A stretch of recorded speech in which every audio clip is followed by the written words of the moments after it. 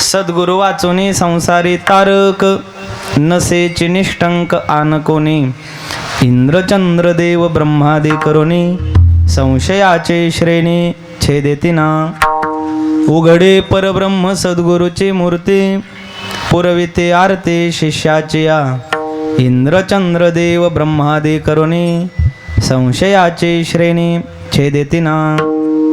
वंचना करीते जन दुष्ट नष्ट, मुख्य श्रेष्ठ श्रेष्ठ वंदिता ते. इंद्रचंद्र देव ब्रह्मादी करुणी, संशयाची श्रेणी छेदेतिना. ज्ञानदेव म्हणे गुरुचा मी दास, ज्ञानदेव म्हणे गुरुचा मी दास. नेने साधनास आन काही, इंद्रचंद्र देव ब्रह्मादी करुणी, संशयाची श्रेणी छेदेतिना. विठ्ठल विठ्ठल.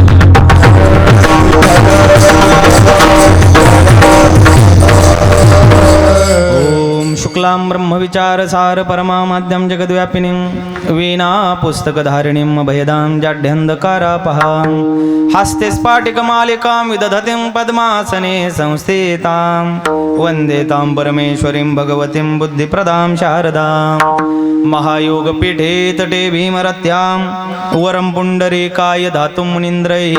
समागत्य तिष्ठं तमानन्दकन्दं, परब्रह्मलिङ्गं भजे पाण्डुरङ्गं. पाण्डुरङ्गा करो प्रथम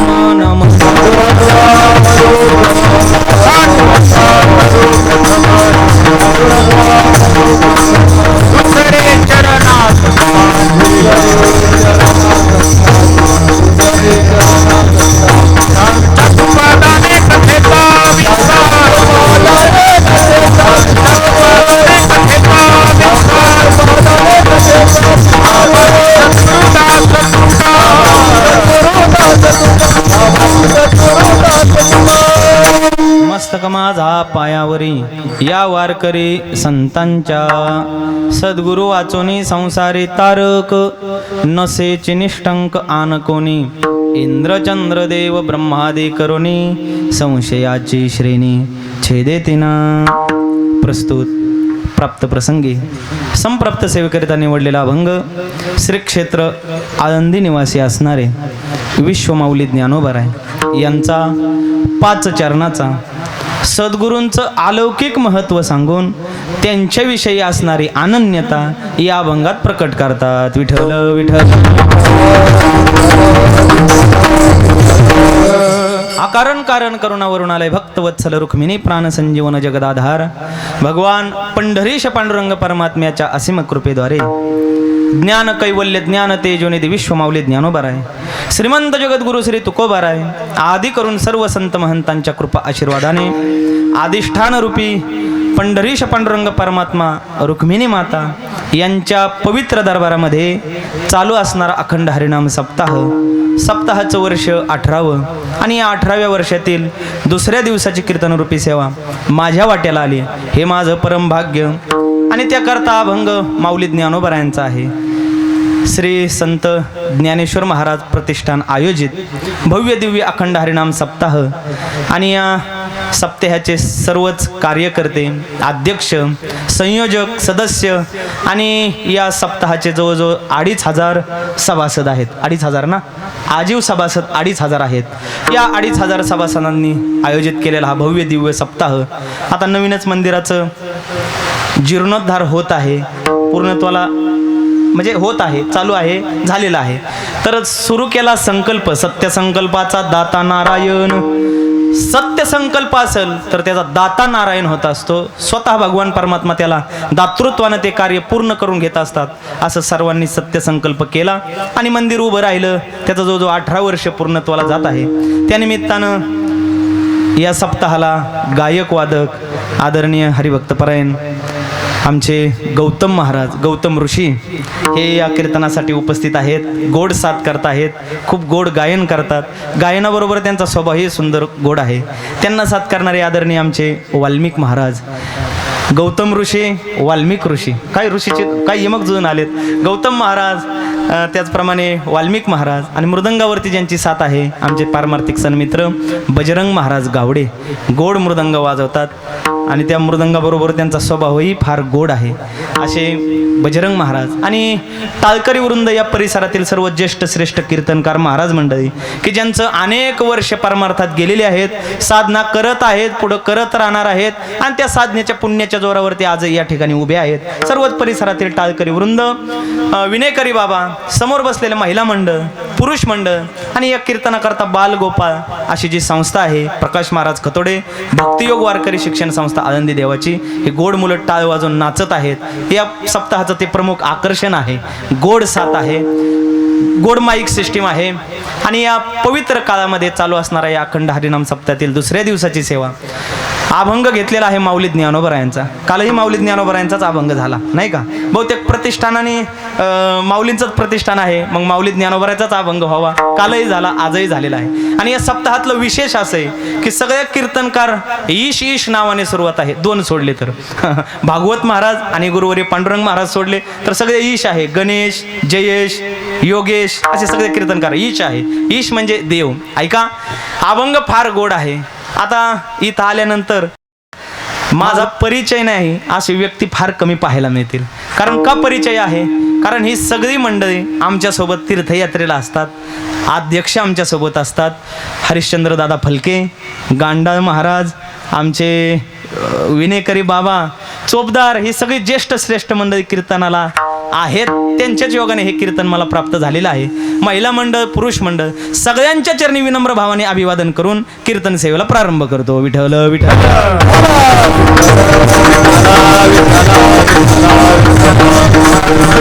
अभंग 5 चरणाचा आहे. माऊली ज्ञानोबरा या अभंगातून सद्गुरूंचं अलौकिक वर्णन करतात. पहिली गोष्ट ही आहे, अलौकिक नेमकं म्हणायचं कशाला? तर अलौकिक गोष्ट काय आहे या इहलोकात?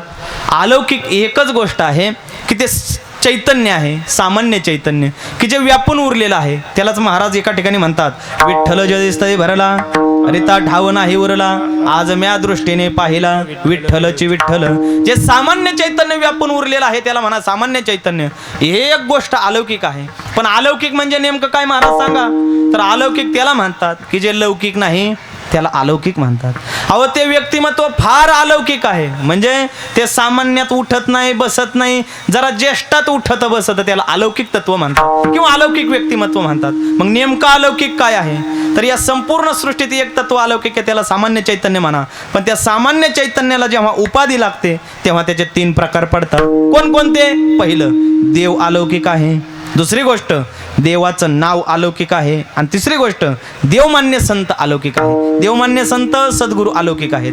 हे आज आपल्या प्रतिपाद्य अभंगाच्या विषयात आलेले आहेत. पहिली गोष्ट, देव अलौकिक आहे. अलौकिक नेमकं म्हणायचं कशाला सांगू का? जे सामान्य लोकांना कळत नाही ना त्याला म्हणा अलौकिक. जे पंचमहाभूत तत्वात अडकत नाही त्याला म्हणा अलौकिक. आणि काळाची सत्ता ज्या तत्वावरती चालत नाही त्याला म्हणा अलौकिक. विठ्ठल.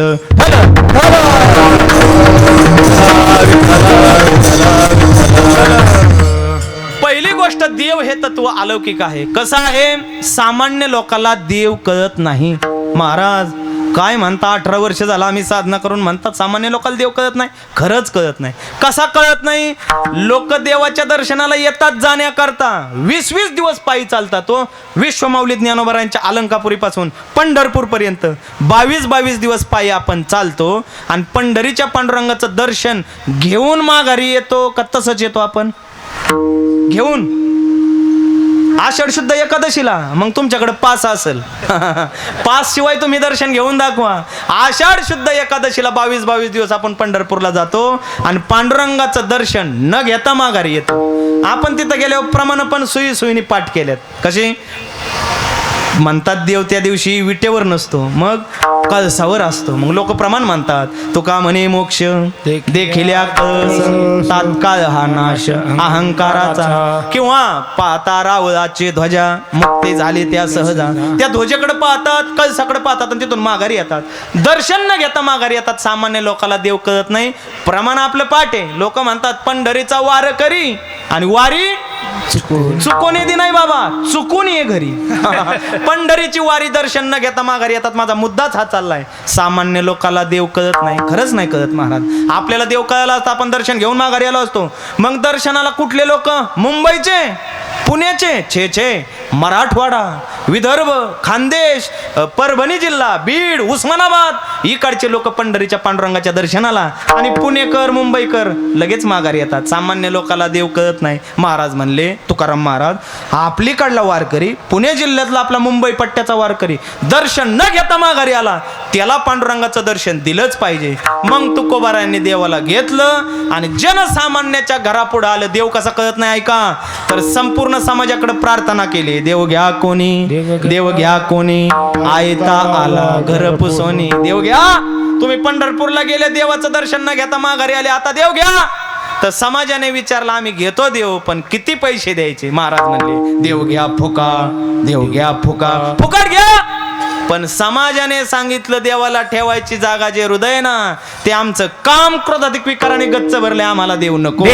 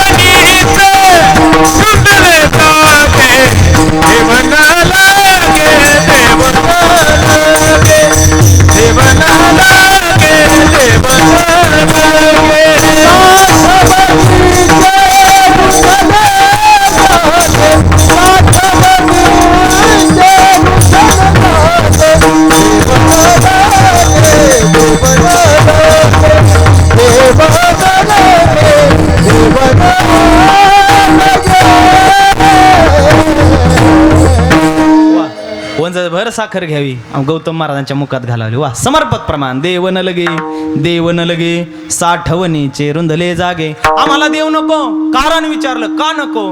कारण देवाला ठेवायची जागा हृदय, आणि ते आमचं हृदय काम क्रोधाधिक विकाराने गच्च भरले. देवाला ठेवायची जागा हृदय. हृदय मंदिरे ठेवणी तुते, जाऊ मथुरा पंथे, तैसा हृदयामध्ये मी रामू, सर्व घटी राम देहादेये. किंवा अर्जुनाला उपदेश करत असताना देव म्हणतात, अर्जुना, आपुले मनोमंदिरी न विसंबी माते. माझं विस्मरण तुझ्या हृदयात होऊ देऊ नकोस. स्मरण राहू दे. देवाला ठेवायची जागा हृदय, आणि ते आमचं हृदय काम क्रोधाधिक विकाराने गच्च भरले, आम्हाला देव नको. सामान्य लोकाला देवाची किंमत कळत नाही, म्हणून देव अलौकिक. पहिला निकष. दुसरा निकष आपल्या समोर मांडला होता, पंचमहाभूत तत्वात देव अडकत नाही. कसा अडकल? कारण या पंचमहाभूताला निर्माण करणाराच देव. निळोबराय म्हणतात, एकलेनी कंठे म्हणून या येणे केले निर्माण, 14 भुवने, गगन चंद्र मेघ सूर्य तारांगणे, 5 हे महाभूते भौतिके भिन्ने भिन्ने हो. या पंचमहाभूताला निर्माण करणारा देव असल्यामुळे देव त्याच्यात अडकत नाही. सामान्य लोकाला देव कळत नाही, पंचमहाभूत तत्वात देव अडकत नाही, आणि काळाची सत्ता देवावरती नाही चालत. का नाही चालत? कारण अख्खं जग ज्याला भीतय असा असणारा काळ, देव म्हणतात तो माझ्या घरी कामाला ठेवलेला गडी आहे. म्या बोलविल्या वेदू बोले, म्या चालविल्या सूर्य चाले, म्या हलविल्या प्राण हले, जो जगाते चालिता मी याची नियमिला साता, जो काळ ग्रासी तसे भूता, म्हणून म्हणी आगते पंडुसुता सकळे जयाचे, आईसा जो समर्थ तो जगाचा मी नाथ, गगना आईसा साक्षीभूत तोही मीच असे. देवावर काळाची सत्ता चालत नाही, सामान्य लोकाला कळत नाही. पंचमहाभूत तत्वात अडकत नाही, काळाची सत्ता देवावरती चालत नाही. देव तत्व अलौकिक पहिलं तत्व झालं. दुसरं तत्व आपल्या समोर मांडलं होतं, देवाचं नाव अलौकिक आहे. तुम्ही ऐकताय सगळेजण का? तुम्हाला एकदा चहा सांगायचा नको? ऐका. दुसरं तत्व सांगितलं, देवाचं नाम अलौकिक. कसं अलौकिक? सामान्य लोकाला कळत नाही. खरंच आहे ना महाराज? आपल्याला देवाच्या नामाची किंमत कळत नाही. कळाले असते ना तर सततच विठ्ठल विठ्ठल आपण चिंतन केलं असतं. ज्या आरती आपण करत नाही त्या आरती समजून जा, अजून आपल्याला देवाच्या नामाची किंमत कळाली नाही. का कळाली नाही माहितीये का? या नामाच्या पाठीमागे एक दोष आहे. कोणता दोष आहे? नाव हे फुकट आहे. नाव का पैशावर असतं? लोकांनी रांगा लावल्या असत्या, रेडमिशीवर घ्यायला कशा रांगा लावल्या तशा लोकांनी रांगा लावल्या असत्या. हे फुकट आहे ना नाव. नाव फुकट आहे त्यामुळे त्याची आपल्याला किंमत कळत नाही. त्याचा परिणाम काय याची किंमत आपल्याला कळत नाही म्हणून लोक नाव घेत नाहीत. कोण कोण घेत नाहीत? अहो कोणीच घेत नाही. कोणी घेत नाही महाराज असं कसं म्हणता? आम्ही तर रोज घेतो. अहो रोज घेता पण सारखं कुठं घेता? आता ऐकणारे नाही घेत, सांगणारे तर कुठं सारखं सारखं घेते? नाही घेत. लोकांना म्हणलं ना राम राम म्हणा, राम राम, तर लोक म्हणतात वेलकम वेलकम.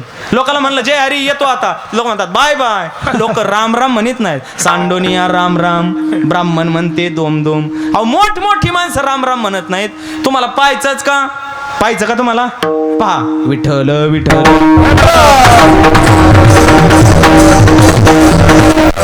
तुम्ही पाहिलं पण तुम्ही माझ्याकडे पाहिलं, शेजारच्याकडे नाही पाहिलं. महाराज चालू कीर्तनात काही काही मंडळी विठ्ठल विठ्ठल म्हणत नाही. मी काही माप काढायला आलो नाही, पण सांगायचा मुद्दा एवढा की त्या नामाबद्दल एवढा आपण आकृष्ट नाही, कारण त्याची आपल्याला किंमत कळाली नाही. सामान्य लोकांना किंमत कळत नाही नामाची म्हणून नाम अलौकिक, पहिला निकष. दुसरा निकष, हे जे नाम आहे ना हे पंचमहाभूत तत्वात अडकत नाही. कसं अडकल? जिथपर्यंत आपली नजर जाते तिथपर्यंत हे पृथ्वी तत्व आहे. आपण चालताना पाहतो आभाळ टेकल्यासारखं दिसतं आपल्याला. कुठं दिसतं? आता तुम्हाला इथं पाहिलं ते बिल्डिंगलाच टेकल्यासारखं दिसेल, पण मोकळ्या पटांगणात ते असं जमिनीला टेकल्यासारखं दिसतं. त्याला मराठी भाषेत शुद्ध शब्द आहे क्षितिज. क्षितिज म्हणतो आपण. आणि त्या क्षितिजापर्यंत चालत जा, पुन्हा काय दिसेल आपल्याला? लांब तिथून पुढे गेलं का पुन्हा आपल्याला जमीन तत्वच दिसेल. इकडे नका जाऊ, इकडे समुद्र दिसेल तुम्हाला. जिथपर्यंत चालत जाऊ तिथपर्यंत भूमी तत्व आहे, म्हणजे हे जमीन तत्व आहे. पण आपण भूगोलात शिकलो जमीन फक्त 29% आणि 71% पाणी आहे. म्हणजे या भूमीपेक्षा मोठं पाणी तत्व आहे. पाण्यापेक्षा मोठं तेज तत्व आहे. तेज म्हणजे प्रकाश. प्रकाश तत्व मोठं आहे. कितीही अंधार असू द्या, काल सप्ताह सुरू झाला, किती अंधार रात्र होती हो काल, पण कितीही अंधारी रात्र असू द्या अमावस्याची, सूर्य उगवल्याबरोबर अंधार कुठं निघून जातो. सूर्य उगवायची वाट बघू नका. सूर्या पुढे प्रकटे प्रकाश जायचा. सूर्य उगवायच्या आधीच अंधार कुठं निघून जातो कळत नाही, 12 वाटांनी पळून जातो. म्हणून तेज तत्व मोठं. पृथ्वीपेक्षा आप म्हणजे पाणी मोठं, त्याच्यापेक्षा तेज तत्व मोठं. त्या तेजापेक्षा काय मोठं असेल तर वायू तत्व मोठं. वायू म्हणजे वारा. दार बंद करा, दार बंद करा. का हो? काय नाही म्हणले, दिवा लावलाय तो विझल. दार बंद करा, वारा कुठं पण घुसतो. वारा तत्व मोठं. आणि त्या वाऱ्यापेक्षा मोठं काय असेल तर आकाश तत्व मोठं आहे. आकाश सर्वत्र वसावे. आकाश नाही अशी जागा नाही. आकाश म्हणजे काय? मोकळी जागा. मोकळी जागा कुठं नाही, सगळीकडेच आहे. पण खरं सांगू, त्या आकाशापेक्षाही मोठं आमचं नाम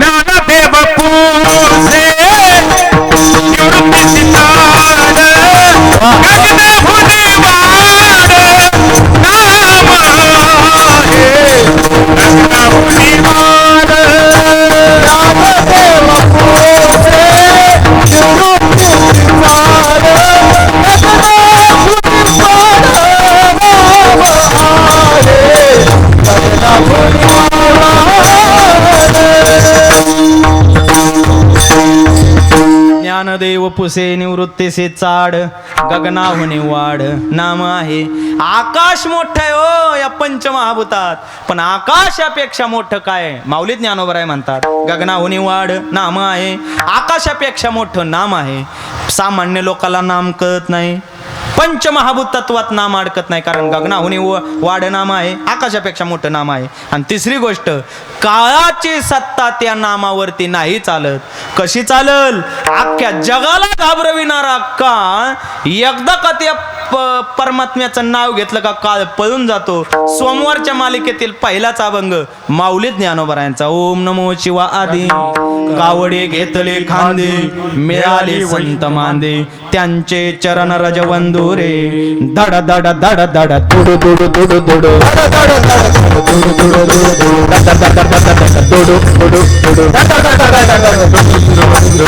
सुटला हरी काळा बापुरिया रे.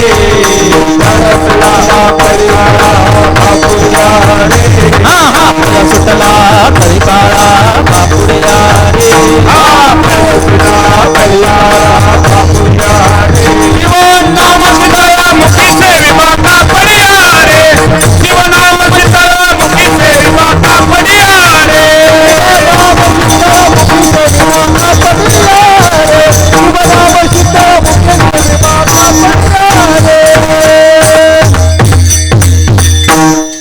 भगवान परमात्म्याचं नाव घेतल्यावर काळ कसा पळून जातो माऊली ज्ञानोबा वर्णन करतात.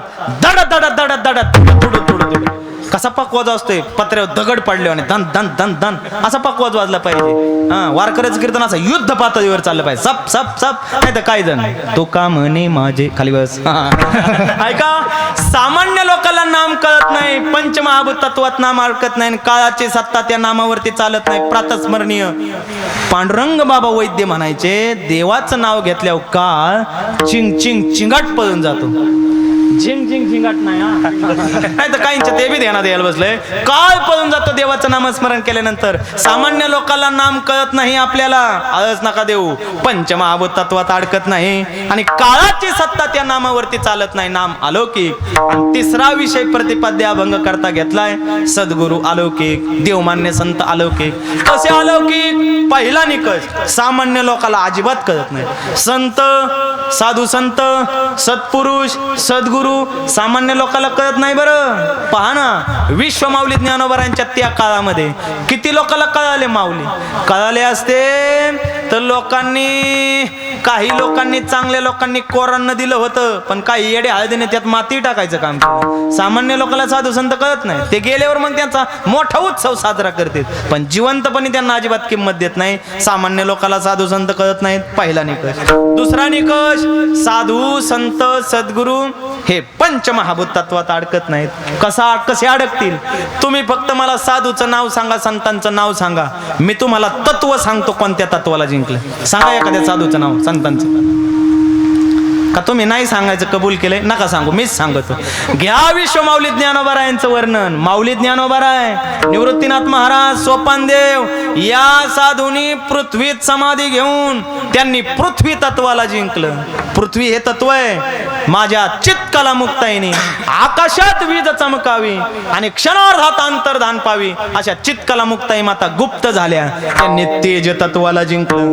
तर माझ्या नाथ महाराजांनी हा देहच घेऊन पाण्यात गेले, त्यांनी जलतत्वाला जिंकलं. नाथ षष्ठी येते बघा आता 15 दिवसात, त्यांनी जलतत्वाला जिंकलं.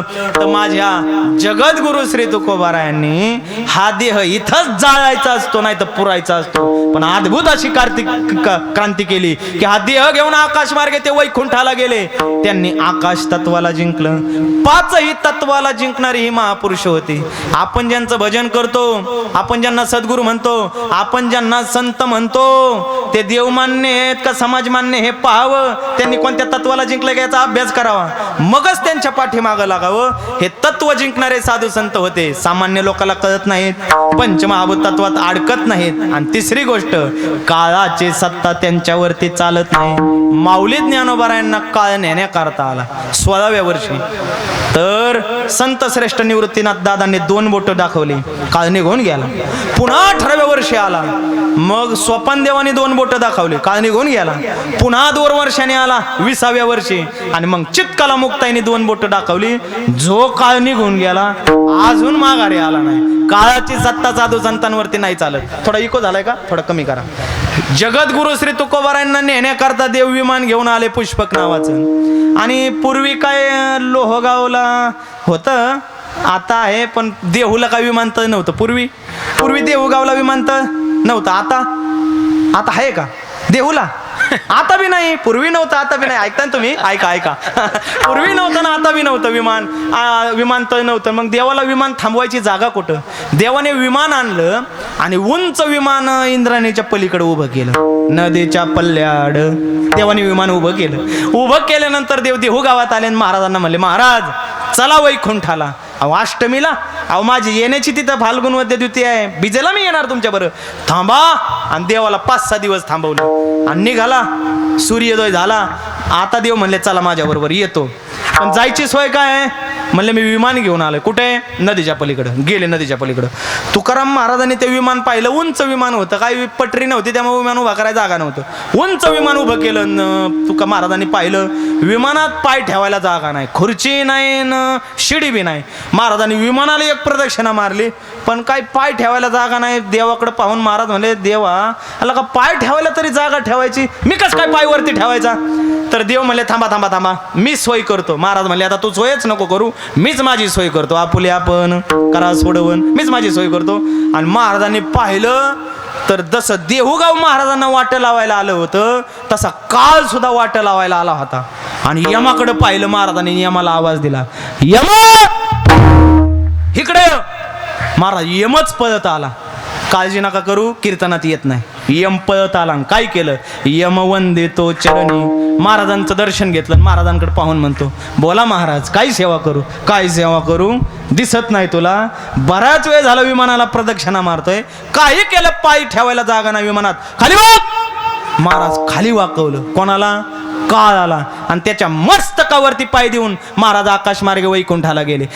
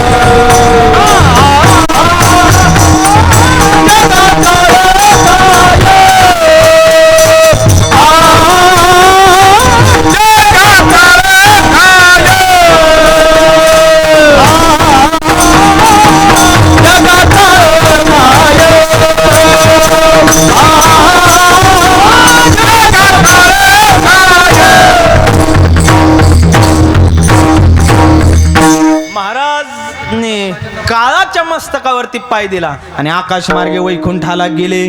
काळावर सत्ता, काळाची सत्ता साधू संतांवरती चालत नाही.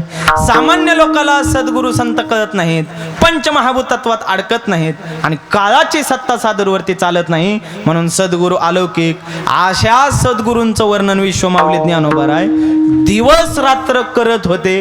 काही साधकांनी पाहिलं, वा माऊली, अहो दिवस रात्र सद्गुरू निवृत्तीनाथांचं तुम्ही वर्णन करता. तुमची ज्ञानेश्वरी आम्ही वाचली, आळस देऊ नका.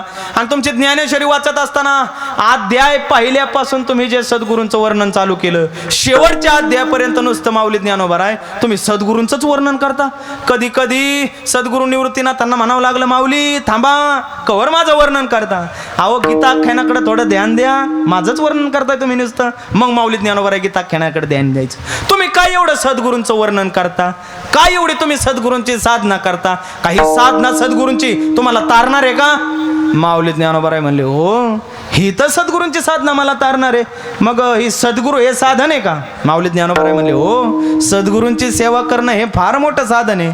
मग तुम्ही तुमच्या जीवनामध्ये कोणती साधना केली. माऊली ज्ञानोबा राय म्हणतात, हीच तर साधना केली ना, मी सद्गुरूंचीच साधना केली. बर मग तुम्ही दुसरी कोणतीच साधना केली नाही का. माऊली म्हणतात, सद्गुरूंचीच मी साधना केली. आणि खरं सांगू का, सद्गुरूंच्या साधनेशिवाय मला दुसरी साधनाच माहीत नाही. हो महाराज, हो हे माऊली ज्ञानोबा राय म्हणतात, मी सद्गुरूंच्या साधनेशिवाय दुसरी कोणतीच साधना केली नाही. नाही तर केली तर नाही तर नाहीच नाही, पण मला दुसरी साधनाच माहीत नाही. हेच महाराज अभंगाच्या शेवटच्या म्हणजे 5व्या चरणात सांगतात. ज्ञानदेव म्हणे गुरुचा मी दास, ज्ञानदेव म्हणे गुरुचा मी दास, ज्ञानदेव म्हणे गुरुचा मी दास, ज्ञानदेव म्हणे गुरुचा मी दास, ज्ञानदेव म्हणे गुरुचा मी दास, ज्ञानदेव म्हणे गुरुचा मी दास, ज्ञानदेव म्हणे गुरुचा मी दास, ज्ञानदेव म्हणे गुरुचा मी दास,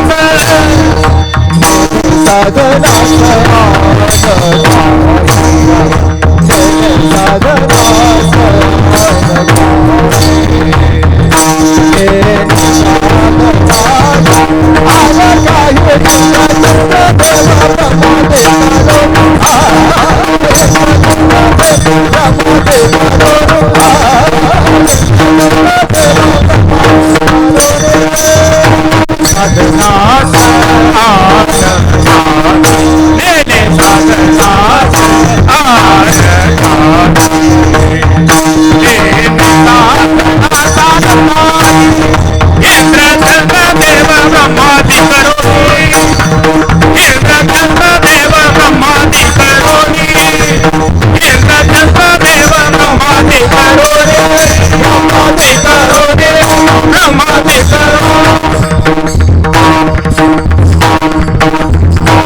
वा माऊली ज्ञानोबाराय शेवटच्या चरणात म्हणतात की मी दुसरी साधना केली तर नाहीच नाही, पण मला दुसरी साधना माहीत नाही. माऊली दुसरी साधना केली नाही हे जरा ऐकायला आम्हाला बरं वाटतंय, पण दुसरी साधना तुम्हाला माहीत नाही हे जरा ऐकायला आम्हाला बरं वाटत नाही. का? कारण तुम्हाला आणि दुसरी साधना माहीत नाही हे कसं शक्य आहे माऊली? हा, माऊली म्हणले खरंच माहीत नाही.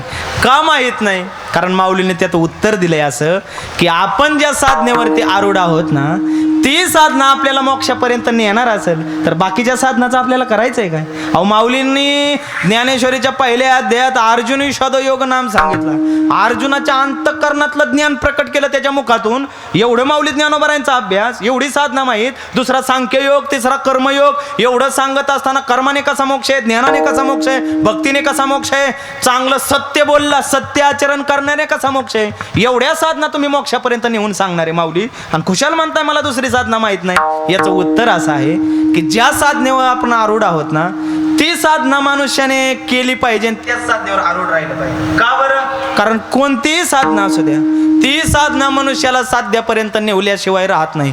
कोणतीही साधना असू द्या, साधी टाळ वाजवायची साधना असू द्या, टाळ वाजवल्यावर मोक्ष मिळतो. हो, कारण हे टाळ काही सामान्य वस्तू नाही. टाळ हे विठ्ठल स्वरूप आहे. महाराज म्हणतात विठ्ठल टाळ, विठ्ठल दिंडी, विठ्ठल टाळ आहे. आणि ज्या टाळाचं आपण अनुसंधान करतोय तो टाळ आपल्याला मोक्षापर्यंत नेणार नाही का? नेणार. म्हणून टाळ वाजवणारे मोक्षापर्यंत जातील. मोक्षापर्यंत टाळ वाजवणारे जातील. गायक अहो कधीतरी सरस्वती माता एखादा राग आळवताना आपल्या जिभेवर येऊन बसल आणि कधी आपल्याला समाधी अवस्थेत नेईल हे सुद्धा आपल्या लक्षात येणार नाही. गायनाने सुद्धा मोक्ष मिळतो. म्हणजे मग वादनाने, वादनाने तर मिळणारच, यात काही शंकाच नाही. काही काही कीर्तनकार सांगतात हो हे चमडं वाजवलं कुठं मोक्ष मिळतो का? आता त्यांच्या कीर्तनात पकवाज नाही वाजवला पाहिजे, मग ढोल वाजवला पाहिजे, दडाम डुम दडाम. अहो पकवाज वाजवले मोक्ष मिळणार नाही का? लावणे मृदंग श्रुती टाळ घोष सेव ब्रह्मरस आवडीने. ब्रह्मरस आहे काय सामान्य गोष्ट आहे का? ब्रह्मरस म्हणजे मोक्षच. हा मोक्ष रसाचा काढा आम्ही घेत असलो मोक्ष का नाही मिळणार? चमड वाजवले मोक्ष मिळत नाही का? मिळणार. मग तुम्ही करा उभे नाही प्रवचन, आम्ही नाही वाजत तुमच्या कीर्तनात पकवाज. पकवाजाने मोक्ष मिळतो. कसा मिळतो? अहो एका गावात एका व्यक्तीला कोड फुटले, थोडा इको कमी करा, आणि कोड फुटल्यानंतर गावाने दिलं उचकून, म्हणजे अजिबात गावात थांबायचं नाही. महाराज तो बिचारा वनात गेला. हो वनात गेला ना एक काही साधूंची गाठ पडली. साधू म्हणले वा कशाला आला? म्हणले हातापायाला कोड फुटले, गावाने काढून दिलं. बर वा. आणि साधू त्यालाच म्हणतात जे कारंजले गांजले त्याशी म्हणे जो आपुले तोची साधू ओळखावा देवते तेचे जाणावा. साधूनी जवळ बोलावलं. काय करतो तू? काय नाही, आता मी इथंच राहतो. राहा, तुला 2 टाइम जेवायची सोय इथं राहा, काय काळजी नाही. इथं तू 2 टाइम जेवण कर, इथंच राहा, पण तसा फुकट जेवू नको. 2 टाइम काय करणार तू? आमच्या आश्रमात जेवणार आहे, पण फुकट जेवायचं नाही. कुठंच फुकट जेवायचं नाही. आपण एखाद्या सप्ताहाला गेलो, पंक्तीला जेवायला बसलो, पंक्तीला कोणी बसलं पाहिजे जेवायला? विनेकरी बाबा. कोणी बसलं पाहिजे? ज्याने कीर्तन ऐकले त्यांनी बसलं पाहिजे, ज्याने टाळ वाजवला त्यांनी बसलं पाहिजे का? कीर्तन झाल्यावर लांब निवांत येतो त्याने जेवायला बसलं पाहिजे का? नाही नाही. ज्याने काहीतरी सेवा केली त्यालाच मेवा प्राप्त झाला पाहिजे. फुकट जेवता येणार नाही. काय काय मंडळाला लय फुकट खायची सवय. कुठं पंगत दिसली का बसलेच मांडी घालून जेवायला. फुकट खाऊ नये. काही काही मंडळी त्या नाव्याचे पैसे बुडवतात. तो नावी कोणाला म्हणतात? जो आपल्या आईपेक्षा जास्त तोंडावून हात फिरवतो त्याला नावी म्हणतात. आणि लोक त्याचे पैसे बुडवतात. लोकाला आहे ना फुकट खायचा लय नाद आहे. तू तसा फुकट राहू नको. 2 टाइम जेवणार आहे ना तर इथं काहीतरी सेवा कर. काय कर? आमचा मठ जाडून घे. संध्याकाळी हरिपाठ होतो, हरिपाठात पखवाज वाजव. तो म्हणला वाजवतो मी पखवाज, पण मला येत नाही ना वाजवायला, आम्ही शिकवतो. बस खाली. आणि मग अर्ध पद्मासन घातलं आणि बसवलं वाजवायला. वाजव. धाग्गीनता. वा काय पोरग तयार आहे. गुरुजी म्हणले का लगेच वाजवला दागिनाता नक्की तयार होशील वा काय ताल ताल त्याचा पाहिला तर गडी तालातच वाजित होता कारण पक्वा झाला लागतो ताल ताल हे तो माल आहे नाही तो जीवन का हाल आहे तालातच पाहिजे मनुष्य ताल नसल्यावर मग असे बिगर ताली मग कुठे बी डुलत येतात ऐका ताल असल्यावर माल आहे कुठं बी असू द्या अहो त्यांचं लय मस्त तालात चाललंय का कारण त्याच्या क्षेत्रात आहे ताल प्रधानम संगीतात 10 मुख्य गोष्टी आहेत त्यातला ताल हा प्रधान आहे तालात वाजवलं आणि वाजवल्यानंतर मग सरपटी मात्रा 4, 8, 16, 32, 64, 128 सगळे बोल त्याने तयार केले मग रियाज कुठं करायचा रियाज करायला जागाच नाही महाराज मग रियाज करायला त्याने एक भलं मोठं झाड पाहिलं आणि तो झाडाच्या बुंद्याला गेला तुम्ही ऐकताय सगळेजण ऐका बुंद्याला गेला आणि तो बुंद्याला तो बोल वाजू लागला ना देन दिन ना देन दिन ना नाही ह्यो तबल्याचा आहे मग धाकिट धा धिट ता कतिट वा धाकिट तागे ना धागे दिन दागे दिन दिन ना तिट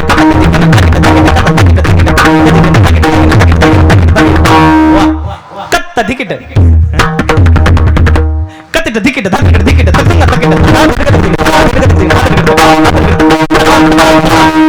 जे म्हणतील ते बोल पोरग वाजवायला लागलं हे का मी म्हणलो ते वाजवलं तुम्ही म्हणता मग ठरून आले असताना असं काही नाही तयार आहेत ते बी ऐका आणि मग जे बोल वाजवले नवल वाटल झाडाला गठ्ठे पडले झाड आतमध्ये गेलं असा रियाज केला पोराने 4 वर्ष आणि रियाज केल्यानंतर साधू म्हणले झाडापाशी काय रोज जाऊन उभा राहतोय साधूने पाहिलं तर ते झाड आतमध्ये गेलं रियाज करून गट्टे पडले साधू म्हणले याला पकवाज देऊन बघू कसा वाजवतोय त्याला पकवाज दिला त्याने पकवाज समोर ठेवला संगीतात 2 प्रकारचे नाद आहेत आघात केल्यानंतर निर्माण होणारा नाद त्याला आहत नाद म्हणतात आणि आघात न करता निर्माण होणारा नाद त्याला अनाहत नाद म्हणतात बाळाने ढाकले ना डोळे झाकले आणि पकवाज समोर ठेवला बघता काय अंतकरणात आलेले बोल पकवाजातून वाजू लागले नुसते वाजू नाही लागले पकवाज हवेत गेला आणि बोल वाजू लागले ते साधू म्हणले पोरग जरा आपल्या मोरचं निघालं रहा एक पाऊल पुढे एबीपी माझा पोरग तर तयार निघालं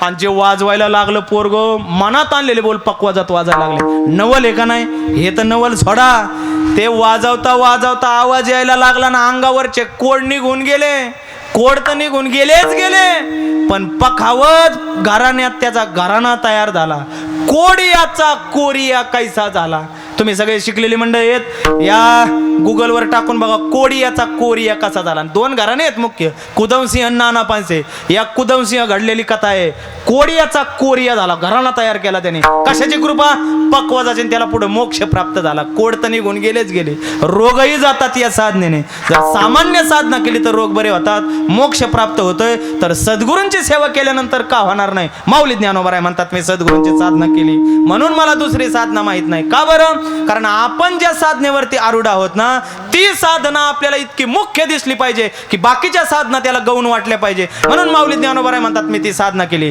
तुका ज्ञानदेव म्हणे गुरुचा मी दास नेने साधनास आन काही मला दुसरी साधना माहित नाही ठीक आहे माऊली तुम्हाला दुसरी साधना माहित नाही तुम्ही दुसरी साधना करत नाही एवढं काय तुम्ही सद्गुरूंच्या साधनेत गुंतलेले आहात तुम्ही सद्गुरूशिवाय दुसरं कोणी पाहिलंच नाही माऊली म्हणले हो माऊली ज्ञानोबरायांचा जर आपण इतिहास पाहिला त्यांचं जर आपण चरित्र पाहिलं तर त्यांना सद्गुरू निवृत्तीनाथांशिवाय दुसरं काहीच दिसलं नाही का बरं कारण त्यांनी सर्वस्व निवृत्तीनाथांच्या चरणी अर्पण केलं होतं माऊली ज्ञानोबरायांचा चरित्राचा अभ्यास करा माऊली ज्ञानोबरायांना जेव्हा आई वडील सोडून जात असताना रात्री विठ्ठल पंतांनी उठवलं रुक्मिणी माताला 12 वाजले अगं रुक्मिणी उठ दुपारी धर्म मार्तंडांची सभा झाली सभेत निर्णय झालाय काय आपल्या मुलांना त्यांनी आपल्या जातीत घ्यावं असं वाटत असेल तर आपल्याला निघून जावं लागेल चल उठ महाराज उठले ना विठ्ठल पंत का बरं कारण आले वैराग्य डोळं समूर्ती म्हणत वैराग्यच घेऊन जन्माला आले होते निघाले मग पतीची या माता अनुसरून पतिव्रता रुक्मिणी माता निघाल्या पण आता 4 भावंडांना सोडून जायचं मुलांना आईचं हृदय येते महाराज मग आईने निवृत्तीनाथांच्या तोंडावरचं पांघरून काढलं एकच पांघरून आहे चौघाच्या अंगावर इकडं मुक्ताई मातेने ओढलं तर निवृत्तीनाथ दादा उघडे पडत होते आणि निवृत्तीनाथ दादांनी ओढलं तर मुक्ताई माता उघड्या पडल्या होत्या एकच पांघरून आहे काय परिस्थिती असेल हो 4 भावंडांच्या चेहऱ्यावरचं पांघरून काढलं शेवटी चित्काला मुक्ताईचं तोंड भरून पाहिलं महाराज आसरू अनावर झाले आणि ते आसरू अनावर डोळ्याच्या रूपाने वाहू लागले इकडं बाहेर विठ्ठल पंत इंद्राणीकडे तोंड करून थांबलेत येती का चाललं बघ महाराज निघाले ना झपझप मग पतीची या माता निघाली रुक्मिणी माता आहे. जेव्हा जेव्हा संत वाङ्मयामध्ये स्नेह आडवा आला तेव्हा संतांनी स्नेह बाजूला टाकून जे साध्य आहे तेच धरलं, स्नेह बाजूला टाकला, निघाली पतीच्या माग आणि चिठ्ठी लिहून ठेवली होती म्हणतात. शेवटी निवृत्तीनाथ दादांनी सकाळी उठल्यानंतर पाहिले आई बाबा गेले, अशा गावाला गेले, परत काही माघारी येणार नाही. महाराज खांबाला टेकून बसले, रडू लागले. कधीच निवृत्ती अवस्थेवरून प्रवृत्ती अवस्थेवर नाही येणारे निवृत्तीनाथ महाराज रडतात. मग ज्ञानोबाराय उठले, डोळे पुसले, शांत बसले. माऊलींनी विचारलं कुठे आहेत आई बाबा? म्हणले गेलेत गावात, येतील थोड्या वेळानंतर. स्वपनदेवानी विचारलं कुठे आहेत आई बाबा? गेलेत गावात, येतील थोड्या वेळानंतर. आणि मग शेवटी नंबर आला चित्काला मुक्ताईचा आणि मुक्ताई मातेने विचारलं कुठे आहेत आई बाबा? म्हणले गावात गेलेत, येतील थोड्या वेळानंतर. लहान मूल कधी रडण सांगता येत नाही. थोडा वेळ झाला आणि मुक्ताई माता रडायच लागल्या. आणि कुठे आहे आई बाबा? ते मुक्ताईचं रडणं पाहिलं, निवृत्तीनाथ दादा रडायला लागले. निवृत्तीनाथ दादाचं रडणं पाहिलं आणि स्वपनदेव रडायला लागले. तिघही मोठमोठ्याने रडतात, पण माऊली ज्ञानोबाराय रडले असा चरित्रात उल्लेख नाही. माऊली अहो जिवंत आई बाप तुम्हाला सोडून गेले, तुमच्या साधा डोळ्यात आसुरूचा थेंब नाही, तुम्ही रडत नाही. तेव्हा माऊली ज्ञानोबारांच्या उद्गारात माऊली म्हणतात कोण म्हणतं माझे आई बाबा गेलेत? माझे आई बाबा इथं तर माझ्या समोर आहेत. या सृष्टीतलं सृष्टी आणि या सृष्टीत राहणारं दैवत हे माझ्या समोर आहे. कोण म्हणतं माझे आई बाबा गेलेत? माऊली ज्ञानोबाराय म्हणतात गुरुक्षेत्र, गुरुदेवता, गुरुमाता, गुरुपिता म्हणून गुरुपूज्य पर्वता. मार्गुनेने माझं क्षेत्र कोण असेल तर माझ्या सद्गुरू निवृत्तीनाथ आहेत. माझ्या क्षेत्रातली देवता कोण असेल तर माझ्या सद्गुरू निवृत्तीनाथ महाराज आहेत. आणि आई वडील गुरु जीवनातील सगळीच्या सगळी नाती माझ्या समोर आहेत. मग रडू कशाला? आपल्या जीवनातील सगळीच्या सगळी नाती माऊलींनी सद्गुरूंच्या ठिकाणी अर्पण केल्यात. म्हणून मला सद्गुरूच तारतात, मला दुसरं कोणी तारत नाही, म्हणून मी सद्गुरूंची साधना करतो. माऊली मग तुम्ही सद्गुरूंची साधना केली? हो. मग तुम्हाला सद्गुरूंनी तारलं का? तर माऊली ज्ञानोबाराय म्हणतात मग धरून तुला लेखा हेच सांगतोय सद्गुरूंनी तारलं का? त्यांच्याशिवाय आता तुला चकारात्मक सांगतो, त्याशिवाय कळणार नाही. सद्गुरूंशिवाय या इहलोकात दुसरं कोणीच तारू शकत नाही. अभंगाचं पैसे सद्गुरु वाचोनी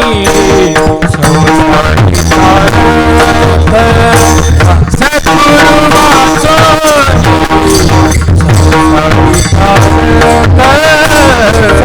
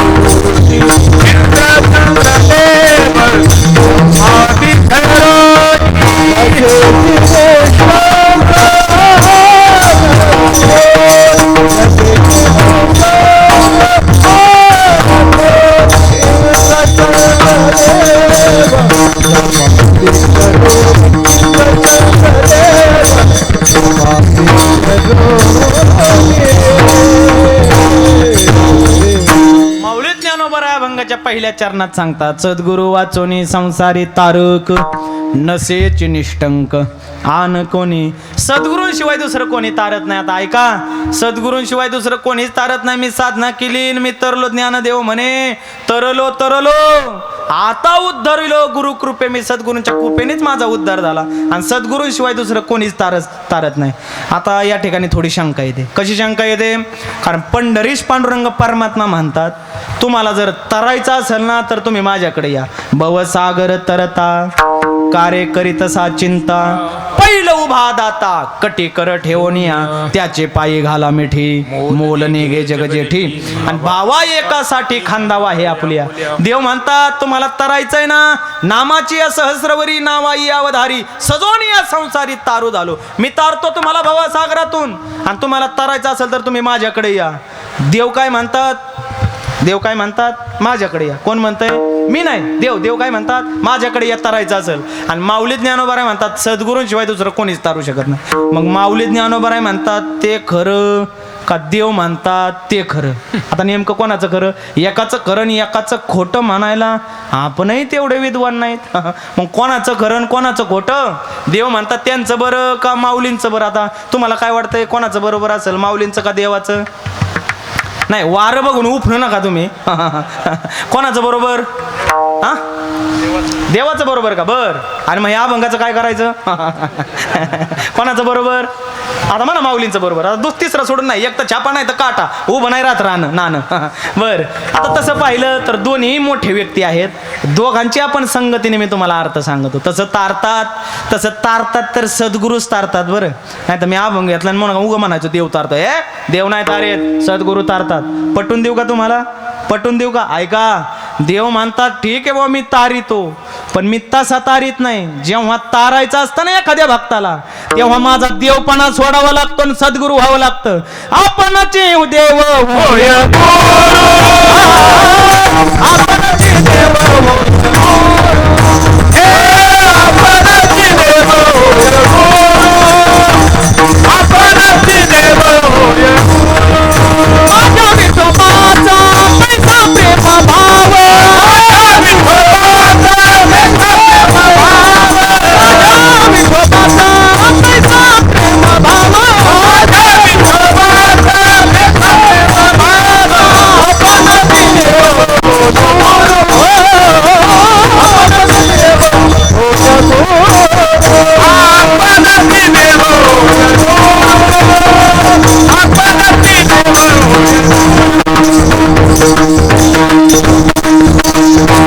देव म्हणतात तुम्ही म्हणताय ना माऊली ज्ञानोबरांचंच खरंय माऊली देव म्हणतात जेव्हा एखाद्या भक्ताचा उद्धार प्रमाण काय आहे माझा प्रेम भाव आहे का एखाद्या भक्ताचा उद्धार करायचा आहे ना मला देवपणा सोडावा लागतो आणि मला सद्गुरू व्हावं लागतं आपणचे देव होय गुरु होऊन तारतात म्हणजे मग गुरु कसे तारतात तसं पाहिलं तर तरण्याची क्रिया जेव्हा होते ना मावशी आजच देऊ नका तुम्हाला वाटलं काय प्रमाण झालं काय मावशी विषय काय नाही महाराज नाही काय म्हणत मावशीचं ऐका देव म्हणतात माऊली ज्ञानोबा म्हणतात एखाद्या भक्ताला तरायचंय तसा तो भक्त तरत नाही तरण्याची क्रिया कशी आहे तर ज्ञानविनय के उपाय करीशी जितुके तीही गुंपसे अधिकी रुखीये मोक्ष तसा मिळत नाही ज्ञानाने मिळतो तैसे मोक्ष देईल ज्ञान येथे किरण नाही आन परी थारे आईसे मन शुद्ध व्हावे किंवा ज्ञानविना मोक्ष नाही हा सिद्धांत वेद बोले हात उभारवणे वेद हात वर करून सांगतोय का ऐका ज्ञानाशिवाय मोक्ष नाही वेद सांगतोय मग जिथं ज्ञानाशिवाय मोक्ष नाही तिथं सद्गुरू कसा देतात ऐका ते ज्ञान उगा आपल्याकडे नाही ते सद्गुरूशिवाय ज्ञान थांबतच नाही माऊली ज्ञानोबा म्हणतात गुरु तेथ ज्ञान ज्ञानी आत्मदर्शन दर्शनी समाधान आती जैसे ते सद्गुरूंकडे ज्ञान आहे मग ते सद्गुरू आपल्या मस्तकावरती हात ठेवून आपल्याला तत्वमसी महावाक्याचा बोध करून तारतात अशी प्रक्रिया आहे सद्गुरूंची तारण्याची म्हणून माऊली ज्ञानोबा म्हणतात जर सद्गुरूच तारणार असतील तर मग कायला पांडुरंगाकडून बाकीच्या देवाकडे जायचं म्हणून माऊली ज्ञानोबा म्हणतात सद्गुरू वाचुनी संसारी तारक नसेचे निष्ठंक आन कोणी म्हणजे मी काय तुम्हाला देवाकडे जाऊ नका असा आग्रह नाही करत या अभंगात मला असं आलंय त्यामुळे जसं वारं असेल तसं उपणावं लागत एखाद्या गोष्टीचं वर्णन करायचं असतं एक सहजीची निंद दिले एखाद्याचं वर्णन केलं का दुसऱ्याच्या आपोआप निंदा होत असते आता मी इथं सगळ्यात बसलेले पैकी या आपलं संजय भाऊ यादवांचं नाव घेतलं तर हे खाली बसलेले म्हणते मी काय मग उगं लावली काय माय हे कॅमेरा नाही आता त्यांचं नाव नव्हतं माहित म्हणून असं उदाहरण दिलं बरं मी ह्यांचं नाव मला माहिती आहे संजयजी यादव आहे ना बरोबर काय चुकतंय का बरोबर आहे ना ऐका सांगायचा मुद्दा एवढा सद्गुरू तारतात सद्गुरूशिवाय दुसरं कोणी तारू शकत नाही सद्गुरू वाचोनी संसारी तारक नसेचे निष्ठंक आन कोणी दुसरं कोणीच तारू शकत नाही कोणीच तारू शकत नाही हो कोणीच तारू शकत नाही मग महाराज तर यादी सांगतात कोण कोण तारू शकत नाही इंद्र चंद्र देव ब्रह्मादे करुणी संशयाची श्रेणी छेदेते ना. माऊली ज्ञानोबराय म्हणतात मोठमोठी व्यक्ती हो. कोण कोण? इंद्र, चंद्र, देव, ब्रह्मदेव हे सुद्धा तारू शकत नाही. आता यादी तर फार मोठ्या मोठ्या माणसांची घेतली. इंद्रदेव सगळ्या देवांचा राजा, इंद्र त्याला दुसरं नाव आहे देवेंद्र. तारू शकत नाही. इंद्र तारू शकत नाही, चंद्र तारू शकत नाही, ब्रह्मदेव तारू शकत नाही. म्हणले काय इंद्र तारू शकत नाही? कारण इंद्राने केलाय घोटाळा म्हणून इंद्र तारू शकत नाही. चंद्राने बी केलाय घोटाळा म्हणून चंद्र तारू शकत नाही. आणि ब्रह्मदेवाचं कीर्तनात सांगण्यासारखं नाही म्हणून सांगत नाही. काय केला इंद्राने घोटाळा? इंद्राने केला घोटाळा आनंदित म्हणून इंद्राने स्नान करावं लागलं. इंद्रा पडली बघे, चंद्र झाला काळा. दोघांनी घोटाळे केले आणि चंद्राला चंद्रभागेत पंढरपूरला जाऊन स्नान करावं लागलं म्हणून दोघं मुक्त झाले. ब्रह्मदेव अजून लटकलाय बरं तसाच, कारण त्याने मोठा घोटाळा केलाय. आता मोठमोठे घोटाळेवाले सध्या घोटाळा केला का ईडी माग लागते, त्यामुळे त्यांनी देवाची कास धरून त्यांनी परिवर्तन केले. जाऊ द्या. सांगायचा मुद्दा असा की इंद्र, चंद्र, देव, ब्रह्मादे करुणी संशयाचे श्रेणी छेदेते ना. कोणकोणते संशय येतो? को बुद्धी को निवेशया को आभास. ही बुद्धी म्हणजे काय? हा आभास म्हणजे काय? हे जगत कोणी निर्माण केलंय? हे शरीर पंचमहाभूताचं कसं काय तयार होतं? शेवटी पंचमहाभूताला कसं काय अर्पण करायचं? यासारखे निरुत्तरित करणारे जे काही प्रश्न आहेत, अज्ञान आहेत, त्याला म्हणा संशय. हे संशयाची शृंखला सद्गुरूंशिवाय दुसरी कोणी सोडवू शकत नाही. म्हणून संशयाची श्रेणी छेदेते ना, सोडवत नाही. मग कसे आहेत सद्गुरू? सद्गुरूचं वर्णन आहे का? उघडे परब्रह्म. सद्गुरूंचं वर्णन केलं. सद्गुरू हे उघड परब्रह्म आहे. उघडे परब्रह्म सद्गुरूची मूर्ती उघड परब्रह्म आहे. काय करतात ते? पुरविते आरते शिष्याची इच्छा पूर्ण करतात. सद्गुरू हे उघड परब्रह्म आहे. तुम्ही ऐकताय सगळेजण? ऐका. सद्गुरू का उघडे परब्रह्म आहे? कारण आपल्याला लागले अज्ञानाची संगत म्हणून आपण झालो जीव. देवाला लागला मायेचा संग म्हणून देव झाला ईश्वर, म्हणजे ब्रह्म झाला ईश्वर.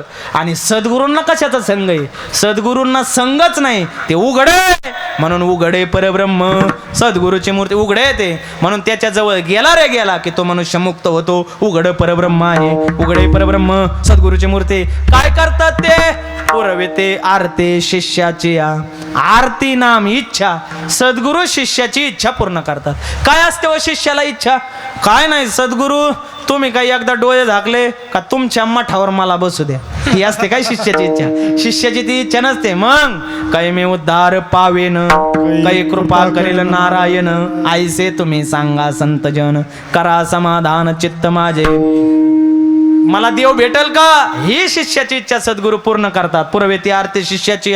पण खरं सांगू, एवढे मोठे सद्गुरू शिष्याची इच्छा पूर्ण करतात. एवढे मोठे सद्गुरू शिष्याला तारतात, मोक्ष स्वरूपाला नेऊन ठेवतात.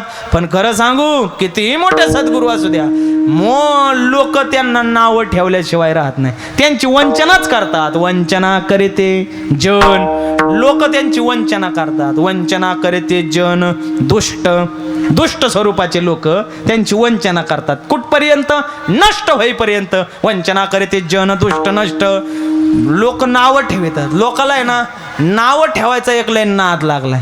लोकांना 2-4 लोक एकत्र बसले का एखाद्याचा विषय काढला लागलेच नावं ठेवायला. पुढे कोणी बघा, तुम्ही 2-4 माणसं बसल्यात आणि ते कोणाला नावं ठेवीत नाही असं तुम्ही दाखवून द्या आणि 1 रुपयाचं नाणं बक्षीस घेऊन जा.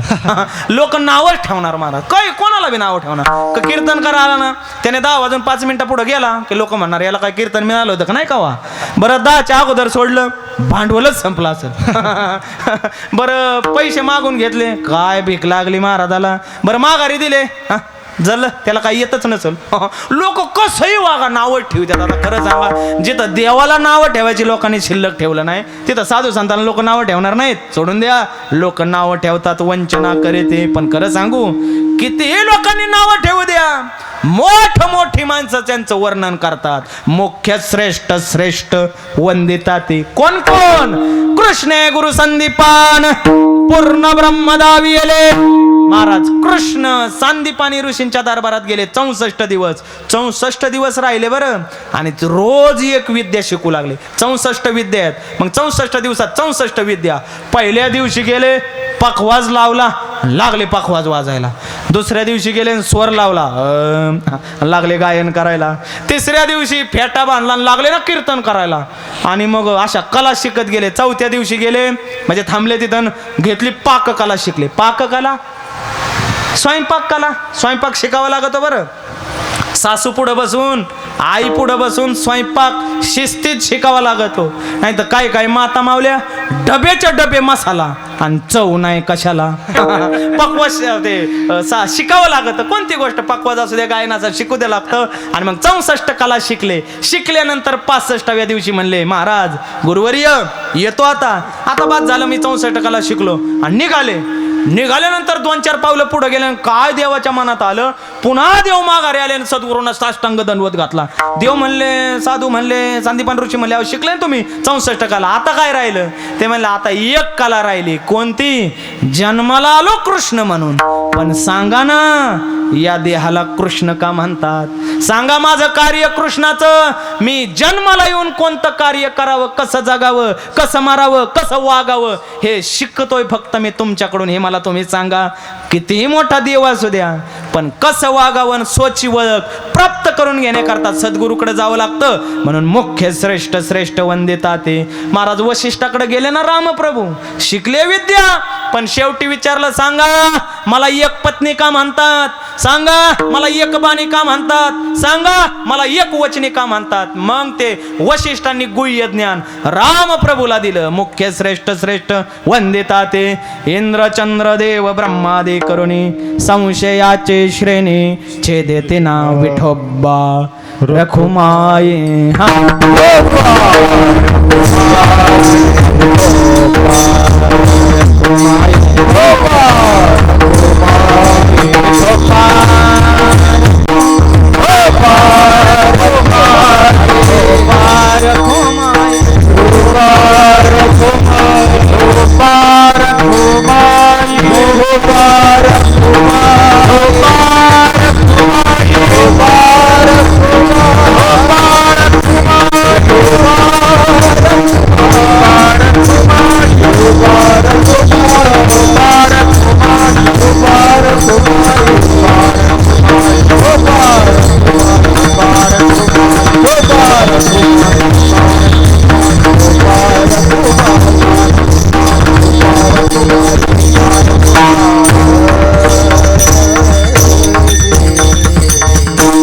सद्गुरु भक्ताला तारतात. सद्गुरूंचे लोक निंदा करतात. ते स्वरूपानं उघडं परब्रह्म आहे आणि सद्गुरूंशिवाय या लोकात दुसरं कोणीच तारू शकत नाही. मग सद्गुरू तारतात कसे? कोणाला तारलं? एक दृष्टांत पाहून आपण सेवेला पूर्णविराम देऊ. अनेक सद्गुरू आहेत आणि अनेक शिष्य परंपरा आहेत. तुम्ही ऐकताय ना सगळेजण? ऐका. आता विठोबरकमा झाल्यावर चहा सांगायचा कोणाला? नको ना? मागचे मंडळी ऐकताय ना? मावशी विठ्ठलाच्या पुढे बसलेल्या, वा बाय ऐका. सद्गुरू तारतात. कोणाला तारलं? ऐका एखादं उदाहरण. खुर्चीवर बसलेले मंडळी सद्गुरू तारतात आहे. कोणाला तारलं? एक दृष्टांत पाहून आपण सेवा समारोपाकडे नेऊ. अनेक सद्गुरू झाले आणि अनेक शिष्य झाले. त्या शिष्यापैकी आणि त्या सद्गुरूंपैकी सद्गुरूंचं नाव आहे श्री संत ज्ञानेश्वर महाराज. त्यांनी कोणाला तारलं? त्यांनी त्यांच्या शिष्याला तारलं. कोणाला? ऐका. नाव आहे त्यांचं सद्गुरू माऊली ज्ञानोबा आणि शिष्याचं नाव आहे कबीर महाराज आणि संत कमाल महाराज. राहायला श्री क्षेत्र काशी या ठिकाणी राहत होते. पिता पुत्र, कमालजी मुलगा आणि पिता आहेत कबीरजी. काय करायचे? काय नाही, ते पवित्र तुळशीची माळ गळ्यात, पंढरपूर पांडुरंगाचा आषाढ शुद्ध वारीला दर्शन, कार्तिकीला दर्शन आणि दिवसभर विश्व माऊली ज्ञानोबारायांचं चिंतन. कधीतरी सद्गुरू माऊली ज्ञानोबाराय येतील आणि आपल्यावरती कृपा करतील. कधी यायचा तो दिवस? माऊली ज्ञानोबाराय साक्षात आपल्याला दर्शन देतील आणि आपल्या जीवनाचा उद्धार होईल, असे रोज वाट पाहायचे. मग काय झालं? तव एके कोणी अवसरे मिळवणी संत मांदे बरे तीर्थवाशी सत्वरे घरी आले कबीराच्या साक्षात विश्वमाऊली ज्ञानोबा आहे. निवृत्तीनाथ महाराज, सोपानदेव, परिसा भागवत, आरण भेटीचे सावता महाराज, तेर डोकीचे गोरोबा काका, परळी वैद्यनाथचे जगन्मित्र नागा आणि परिसा भागवत पंढरपूरचे नामदेव महाराज, सगळे साधू संत घरी आले कबीराच्या घरी आले. घरी आल्यानंतर कबीरजींनी पाहिलं, वा साक्षात माऊली ज्ञानोबा आहे.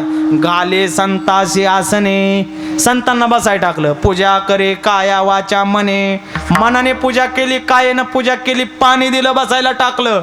आणि बसायला टाकल्यावर कबीरजी माऊलींकडे पाहून म्हणतात, बरं आहे ना, तुम्ही चालून आला असाल, भागल येते देवा, माझा नमस्कार घ्यावा. दमून आले ना तुम्ही, आता बसा, आराम करा. वारकरी चालून आल्यावर त्याला एवढंच विचारायचं, दमले का, भागले का, थकले का, पाय दुखत असतील दाबू का, एवढं विचारलं पाहिजे. पण वारी करून आल्यावर लोक दमले का विचारित नाही. मग येताना बिस्किट पुढे किती आणले आम्हाला कारण त्यांना माहिती वारकरी तिकडून गेले तसे माघारी येतच नाही, गोळाच करून आणि ते परतीला येताना त्या सासवडच्या खाली घाट आहे. कोणचा घाट? दिवे घाटापाशी एक विनेकरीच पडला परतीच्या वारीला. पडल्यानंतर विनाच फुटला. त्याने ते विण्याच्या डेऱ्यात सफरचंद आणले होते म्हणून लोक म्हणतात काय आणलं आम्हाला येताना, ऐका. आणि मग बरं आहे ना तुमचं? माऊली म्हणले हो. कबीरजी म्हणले आता काय करा, तुम्ही स्नानाला जाऊन या, तोपर्यंत स्वयंपाक सिद्ध होईल. तुम्हाला स्वयंपाक काय करायचा? आपल्या घरी पाहुणे आले ना, त्यांना विचारायचं तुम्हाला काय खायचंय, आपल्याला काय आवडतं ते त्यांना खाऊ नाही घालायचं. आपल्याला काही आवडेल, त्यांना कुठं बळजबरी करता खायची. तुम्हाला काय आवडतं ते आधी सांगा, मग आम्ही ते करू. माऊलींना विचारलं काय खायची इच्छा आहे? माऊली म्हणले माझे नजर मिष्टान्नावरी, मला गोड खावं वाटतंय. काय गोड खाणार? म्हणले पूर्ण गर्भा करोनी घालावे त्वरित, पूर्ण गर्भ भरला असा पदार्थ घाला मला खायला. कोणता आहे तो पदार्थ? मी तुम्हाला विचारलं त्यांना, तुम्ही करता का काय स्वयंपाक? नाही, तुम्ही भांडी घासताय मला माहिती आहे, पण स्वयंपाक बी करताय. बरं असू द्या, ऐका विनोदाचा भाग सोडा. कोणता पदार्थ आहे? पुरणपोळी. पुरणपोळी पूर्ण गर्भ भरलेला, तो मला पदार्थ खायला घाला. मग माऊली म्हणले गेले, मग स्नानाला गेले, मग इकडे पदार्थ करायचा सुरू झाला. विठ्ठल विठ्ठल.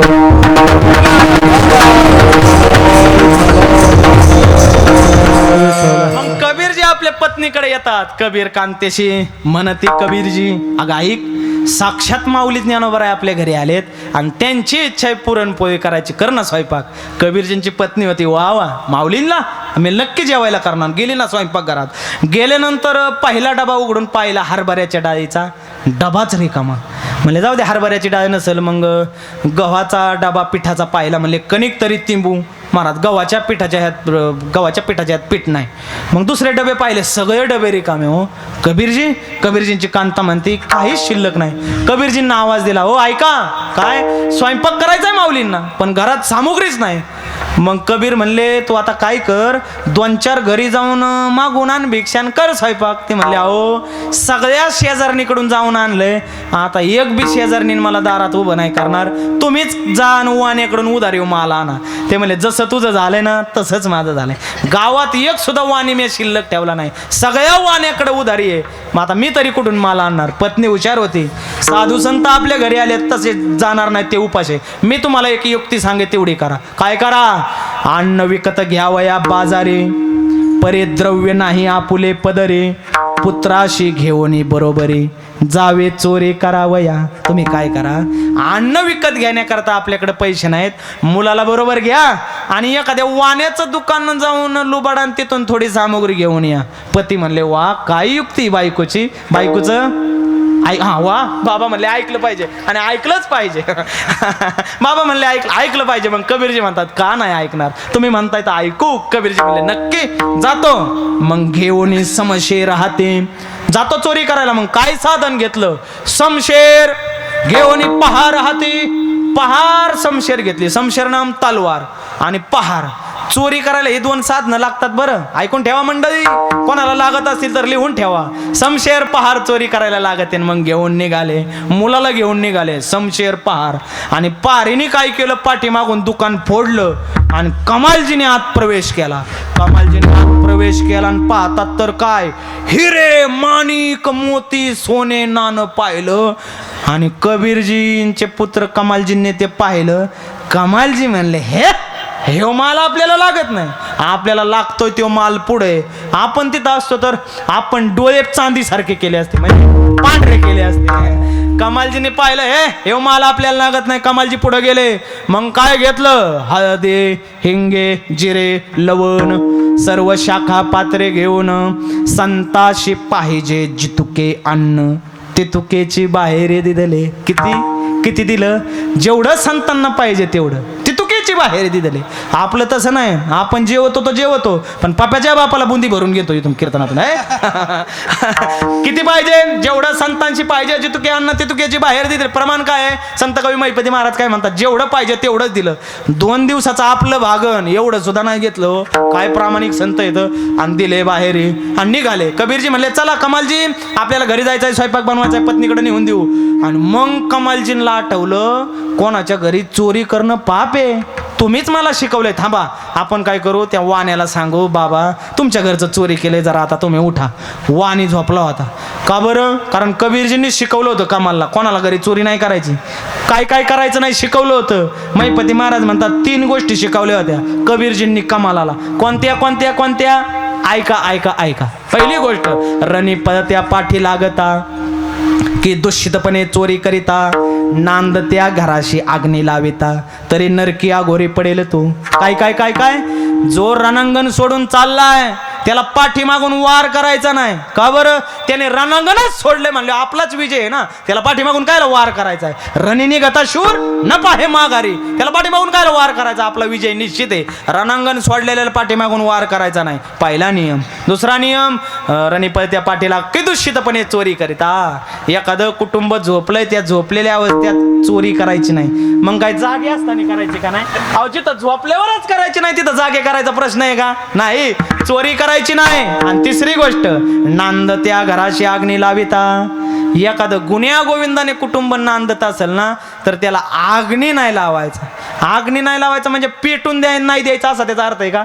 असा त्याचा अर्थ नाही. मग गुन्ह्या गोविंदाने कुटुंब नांदत आहे ना त्यात भांडणं नाही लावायची. ह्यांना कमी पण तुम्हाला भला ना दे, तुझी सुनाशी तुझी सुन तशी दिली भांडणं लावून. ऐका, भांडणं नाही लावायची ना त्या कुटुंबात. या 3 गोष्टी केल्या रे केला का तो मनुष्य नरकात गेल्याशिवाय राहत नाही. तुम्हीच मला शिकवलं. कबीरजी म्हणले हो जा उठून या. मग त्या ह्याला वाण्याला आणि कमालजी आले आणि त्या वाणी पालता झोपला होता, त्या बाजव डराडर घोरत होता. वाणी बुवा उठा, वाणी बुवा उठा. कारण पहिल्या हाक्यात तर काही उठणार नव्हतं, दुसरे हाका मारले. उठल्यानंतर कोण तुम्ही? कोण आम्ही दोघे तस्कर जन, तुमचे फोडिले मागून दुकान, जातो सामग्री घेऊन, तुम्हा कारणे कळत्या. मी एकटाच नाही हो, माझे वडील बी आहेत बाहेर. आणि आमच्या घरी साधू संत आले, काय करावं कर्मधर्म संयोगानं आमच्या घरी सामग्रीच नाही, म्हणून आम्ही तुमचं दुकान फोडलं, सामग्री घेऊन चालो. साधू संत जेवतील त्यांचं काही पुण्य मिळेल तर निम्म पुण्य तुमच्या पदरात पडेल. येऊ का आता वाणी बुवा? आता असं म्हणले. वाणी म्हणेल का या आता? महाराज शेजारी दांडकं पडलं होतं, काठी वाण्याने काठी घेतली लागले ना कमालजींच्या माग. कमालजी पुढं पाहायला लागले, वाणी माग. कमालजी म्हणतात लका ज्याचं करावं भलं ते म्हणते माझंच खरं. लका तुझं मागून दुकान आम्ही फोडलं ते शिवून घे म्हणतो, तूच माझ्या माग लागला. आणि पाहिले कमालजी पुढं, वाणी माग. पण काय करणार आता? वाणी पळाला जसा चक्रव्यूहात अभिमन्यू सापडावा ना तसे आमचे कमालजे सापडले. बाहेर हात गेले ते बोगद्याच्या आणि वरून वाढतायत कबीरजी आणि ते वाण्याने पाय धरले. वाणी ओढतोय मागून. आता वाण्याची ताकद चांगला जाडजूड होता. वाणी घृतकुल्ल्या मधुकुल्ल्या धृतकुल्ल्या रोज खायतोय ते. त्या काय याचा जाडजूड चांगला. आणि वारकरी महाराज हान सावया गोदवणी असे वारकरी. आणि मग कबीरजी वरून वाढतायत. कमालजी म्हणतात बाबा बाद झालं, वाणी काय आपल्याला काही केले ऐकणार नाही, आता सोडून द्या तुम्ही. आता काय करा तुम्ही? आता येताना आपण पार आणली त्याने बिथाड फोडलं, पण आपण समशेर आणली ना तलवार, तिलाही काहीतरी न्याय द्या, तिच्याही हातून काहीतरी सेवा घडू दे. उगं कायला आणलंय तिला? नुसतं पंक्ती जोडाय आणलंय होय? तिच्या हातून टाळ्या वाजवायचं होऊ दे ना सेवा. नाही पारीचं सांगतोय मी. आणि मग होऊ द्या तिच्या हातून सेवा. मग कबीरजींनी हे वाक्य ऐकलं, कबीरजींच्या डोळ्यातच पाणी आलं. वा, आपल्या साधू संतांच्या जेवणाकरता कमालजी मारायला तयार होते. लागले ना रडायला कबीरजींच्या डोळ्यात पाहिलं कमालजी म्हणतात पिताश्री तुमच्या आणि डोळ्यात पाणी माया ममता धराल मनी तरी निज सत्वाची होईल हानी चोरीची मात ऐकोनी संत सदनी न बैसते. अहो आपल्या घरी साधू संत आले तर आपण का त्यांना चोर हे कळालं तर ते आपल्या घरून जेवणार नाही तो तसेच निघून जातील. आणि माऊली म्हणतात विनमुख गेली अतिथी नेही सुकृताची संपत्ती सगळं सुकृत आजपर्यंत कमवलेलं पुण्य वायाला जाईल को पिताश्री मारा हो मला घेऊन जा माझं शिर घेऊन जा असं म्हणल्यावर कमालजींकडे पाहून कबीरजी म्हणतात कायच पुत्र आहे वा वा वा वा. पृथ्वी आईसे घनवट कोण की आकाशाचे थोरी व पूर्ण अश्वत्थ ऐसा पूज्यमान वृक्ष कोठून पहावा. या पृथ्वीसारखा घन पदार्थ नाही या आकाशासारखी पोकळी नाही आणि या कलियुगात अश्वत्थ म्हणजे पिंपळासारखा वृक्ष नाही. काय उपमा दिल्यात कबीरजींनी कमालजींना संत कवी महिपती महाराज म्हणतात गरुडा आईसा पक्षी न दिसे तत्वता आणि सागराहुनी सखोलता अन्य सरोवरा असे ना म्हणले गरुडासारखा पक्षी नाही सागरासारखी सलोखता नाही कल्पतरू आईसे फळ कोण के कामधेनु वरिष्ठ कोण गाय अनुसया आईसी नदीसे माय त्रिभुवनी धुंडिता.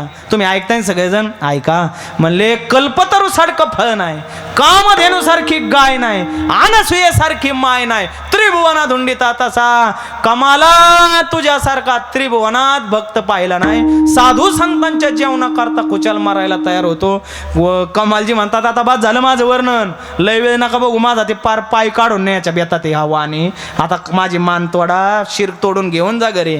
आणि मग नाईला जाणं वडिलांनी डोळे झाकले आणि मानेपासून शिर वेगळं केलं आणि मग शिर घेऊन घरी निघाल्यानंतर एका हातात शिर आहे एका हातात सामुग्री आहे ना. आईने पाहिलं ते रक्ताने माखलेलं शिर पाहिल्याबरोबर आई काय म्हणले असेल हो आई काय आपल्यासारखी आई होती का ती. आई म्हणले नक्की माझा कमाल तुम्हाला चोरीत आडवा आला असेल म्हणून तुम्ही त्याची मान कापली. तसे तुम्ही कापणार नाही. ठेवा तिकडे टोपल्याखाली झाकून ठेवा मला स्वयंपाक करायचा आहे माऊलींना. काय आई असेल हो महाराज तिकडे टोपल्याखाली झाकून ठेवलं आणि माऊलीने घातली ना डाळ शिजायला सुंदर स्वयंपाक केला. स्वयंपाक तयार झाला साधू संत स्नान करून आले बसले ना पंक्ती वदनी कवळ घेता. माऊली म्हणले हो ते मगाचं पोरग कुठे होते लुडबुड काय करतंय पाय काय दाबतंय पाणी काय भरून देतंय बसायला काय टाकतंय त्या पोराला बोलवा की जेवायला.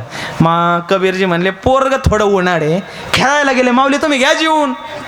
इकडं पंक्ती बसल्या जेवायला आणि इकडं काय झालं त्या वाण्याने केला ना शंखध्वनी लुटलं सगळं नेलं. आता काय नेलं होतं 2-4 साधू संत जेवते एवढंच नेलं होतं पण लोकाला आहे ना चुना लावून आपलं तेल मीठ लावून सांगायचं लय ना दे सगळं नेलं. वाण्याने घोषणा केली राजाकडे बातमी गेली. राजा म्हणला कोणी चोरी केली म्हणले चोर सापडलाय लगेच त्याला सुधावर द्या. गावाच्या आईनमध्ये भागे सोय रचला. लोक म्हणले याला कायला सुधावर देता आधीच मिळालाय पण राजा बी येडे हळदीचाच होता तुम्हाला नाही द्या सुधावर. राजाने सुधावर दिलं. इकडे कमालजीला सुधावर दिलं आणि इकडे पंक्ती बसल्या पंक्ती झाल्या. माऊली ज्ञानोबारांनी हात धुतला आणि माऊली म्हणतात वा काय जेवण झालं. अन्नदाता सुखी भव ज्याने पंगत घातली सुखी भव जे का अन्नदान करीती ते पावती वैकुंठ राज्य. जे कोणी अन्नदान करतात ते वैकुंठाला जातात बरं प्रमाण आहे ऐका. आणि मग तुमचं कल्याण असो वा. आणि निघाले. आता माऊली ज्ञानोबरायचं इथे सगळे साधू संत निघाले आणि कबीरजींची पत्नी म्हणते चला आपणही या साधू संताला 2-4 पावलं वाट लावायला जाऊ. त्याला बोळवण करायला म्हणतात है ना बोळवण. पंढरपूरला निघालेल्या वारकऱ्याला वाट लावायला जायचं. वाट लावायला गेल्यावर पुण्य नमो तीर्थ पंथे चालते तयासी येती बोलवीत त्यांसी नमो. बोळवण केलं का पुण्य मिळतं नाही. आपल्याला पंढरपूरला जाणं होत पण वारकरी चाललाय ना त्याला 2-4 पावलं वाट लावायला जायचं. आपल्या गावातून दिंडी चालली ना दिंडीला वाट लावायला जायचं. दिंडीला वाट लावायला जायचं दिंडीची वाट नाही लावायची. नाही तर तुम्ही म्हणता वाट लावायला सांगते महाराजांनी ऐका. वाट लावायला गेलं पाहिजे पुण्य मिळतं. आणि मग निघाले वाट लावायला निघाले. अहो आपण साध्या आपल्या मुलीला वाट लावायला जातो का नाही लग्न झाल्यावर वाट लावायला काय पुन्हा माघारी बी आणायला जातोय आपण. मग साधू संतांना का वाट नाही लावायचं म्हणून निघाल्यानंतर ऐन मध्य गावात आल्याबरोबर काय तव एक झाला चमत्कार. काय चमत्कार झाला त्या महाराज धाडाने माऊली ज्ञानोबाराकडे पाहिलं आणि नमस्कार केला. नमस्कार केल्याबरोबर माऊली ज्ञानोबारांना आश्चर्य वाटलं आणि माऊली ज्ञानोबारा कबीरांकडे पाहून विचार कबीर अशी पुसते साधू संत आमाशी नमस्कारी प्रेत, प्राण नसता कुडी आत, शिर नसता कुडी आत, प्राण कैसे ठेविले. म्हणले अहो या शरीरात शिर नाही तरी या शिरा मला धडाने हात जोडले. असं म्हणल्याबरोबर कबीर संतांशी विनंती करे.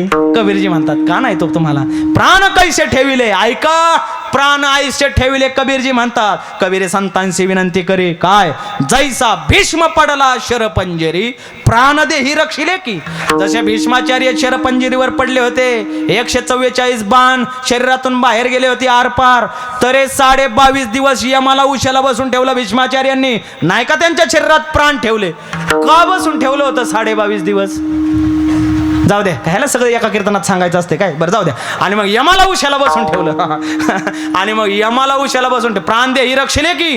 माऊली ज्ञानोबा म्हणतात हो ठेवले की प्राण भीष्माचार्यांचे. ऐका माऊली, ना तरी जटायुगांजिता रावणे प्राण व्याकुळित यातने, परी घ्यावया श्रीराम दर्शने प्राण देही रक्षिले की. माऊली म्हणले हो सीता माता या रावणाने चोरून नेली, हा निरोप सांगण्याकरता जटायूचे दोन्ही पंख तोडलेत, तरी राम प्रभू जोपर्यंत जवळ येत नाहीत तोपर्यंत शरीरात प्राण ठेवले का नाही जटायूने. माऊली म्हणले हो राव ठेवले की प्राण. ऐका माऊली काय निरोप सांगावया अर्जुनाजवळी, अभिमन्यू पडला रणमंडळी, धैर्य धरून ती वेळी प्राण देही रक्षिले की. अभिमन्यू ज्यावेळेस आपले वडील अर्जुन जवळ येत नाही तोपर्यंत प्राण ठेवले. काय निरोप सांगावया अर्जुनाजवळी. काय निरोप सांगायचा होता अर्जुनाजवळी. रडता रडता शेवटी आले अर्जुन, डोळ्यात पाणी आलं. कोणाच्या, अभिमन्यूच्या डोळ्यात पाणी पाहिलं अर्जुनाने आणि म्हणले अरे क्षत्रिय असून डोळ्यात पाणी मारताना. अहो रडत नाही मी पिताश्री, क्षत्रियाच्या कुळात जन्माला आलोय, रडणं हा स्वभावच नाही माझा. मग का रडतो, का रडतो, जाता जाता मरता क्षणी या दुःशासनाने मला लाथ मारली त्याचा बदला घ्या. अर्जुन म्हणला उद्याच त्याचा काटा काढल्याशिवाय राहत नाही. हा निरोप सांगावया अर्जुनाजवळ प्राण देही रक्षिले की. माऊली म्हणले वा कबीरजी काय दृष्टांत दिले तुम्ही, खरंच प्राण ठेवले की नाही. मग तैसाचे तो वैष्णव होता तस्कर, तसाच तो वैष्णव तस्कर होता. मग तुमचे पाय हेत थोर, एकदा करावा नमस्कार, म्हणून प्राण ठेविले. कैसे प्राण ठेविले, आईसे प्राण ठेविले. अहो हा सुद्धा तस्कर नव्हता कोणी, हा वैष्णव होता.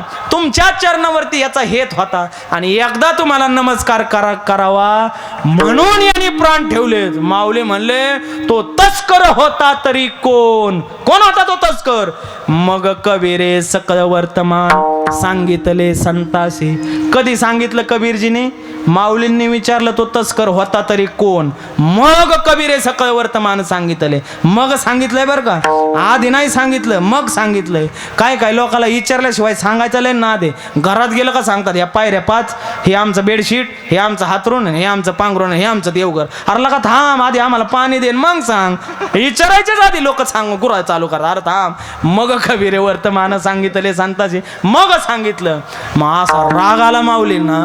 माऊली ज्ञानोबा म्हणतात आम्ही मागितले नसता भोजन, कमलायचा सगुण बाळ मारुनी कैसा टाकीला. काय म्हणावं तुम्हाला, साधू म्हणावा का संत म्हणावा का तस्कर म्हणावा, खुशाल तुम्ही कमालासारखा सगुण बाळ मारून टाकला. काय म्हणावा तुम्हाला.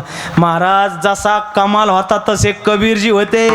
कबीरजी म्हणतात जरी मी कमाल मारला नसता तरी तो काय अमर झाला असता, आईसी ऐकोनिया वार्ता संती कृपा उपजली.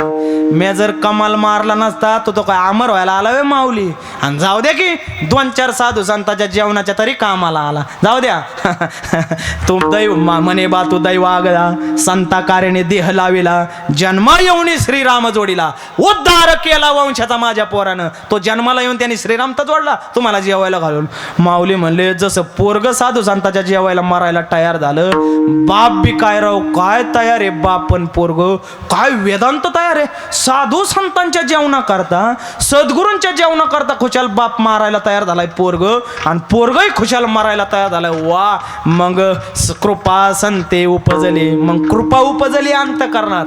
पण कृपा तशी फलिद्रूप होत नाही, त्याला अंतकरणात दया असावी लागते. मग पुढची ओवी मैपती महाराज सांगतात. महाराज म्हणतात कबीर कांतेशी पुसते साधू संत. मावशी मोबाईल ठेवून द्या. कबीर कांतेशी पुसते साधू संत, आमाशे नमस्कारे प्रेत प्राण आमासे नमस्कारे. कबीर कांतेशी पुसते साधू संत, काय शिर दाखवावे आणोनी त्वरित, आईशी ऐकोनी अम्मात धावत गेली मंदिरा. आईचा विषय चाललाय म्हणून म्हणलं. काय म्हणले कबीर कांतेचे पुसते साधू संत, आमाशी शिर दाखवावे आणून त्वरित, आईशी ऐकोनी अम्मात धावत गेली मंदिरा. मंदिरा म्हणजे घराकडेच गेली पळत. का पळत गेली ती आई?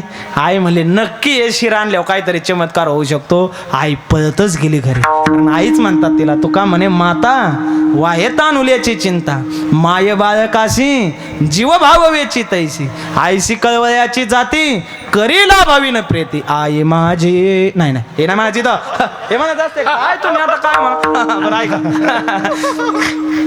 मग पळतच गेली, धावत गेली मंदिरान घराकडं. निज पुत्राचे मस्तक घेत, टोपल्या खाडचं ते मस्तक घेतलं, संतापाशी आणले त्वरित, पाहुणिया होती सद्गदित. दयावंत ते समय पाहिलं, म्हणले काय म्हणावं वडिलाला, काय म्हणावं पोराला, आणि काय म्हणावं आईला. खुशाल पातेल्या खाली झाकून ठेवलंय आपल्या पोराचं शिर आणि स्वयंपाक केलाय अशी आई त्रिभुवनात सापडणार नाही म्हणावं. काय आई, काय आईचं हृदय हो. महाराज स्वतःचं पोरग खाली टोपल्या खाली झाकून ठेवलं, स्वयंपाक केला आणि एवढा उत्तम चवदार स्वयंपाक. वा काय आई.